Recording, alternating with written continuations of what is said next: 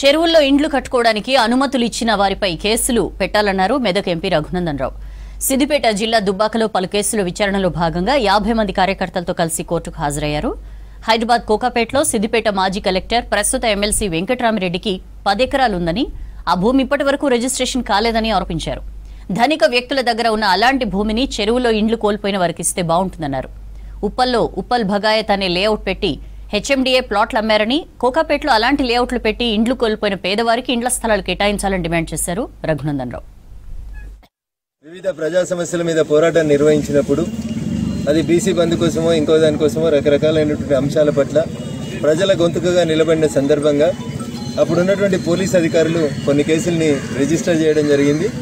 చట్టాలను తయారు చేసేటువంటి పార్లమెంట్లో సభ్యుడైన నేను కోర్టు నుంచి సమన్స్ వచ్చినాయి కాబట్టి కోర్టును గౌరవిస్తూ నిజాయితీగా మేము మా కార్యకర్తలందరం కూడా ఈరోజు కోర్టులో హాజరవడానికి రావడం జరిగింది. భారతీయ జనతా పార్టీ నాయకులం, కార్యకర్తలం అందరం కూడా క్రమశిక్షణ కలిగినట్టు కోర్టు నుంచి వచ్చేటువంటి ఆదేశాలన్నింటినీ కూడా ఒబే చేస్తామని చెప్పి ఈ సందర్భంగా తెలియజేస్తా ఉన్నాం.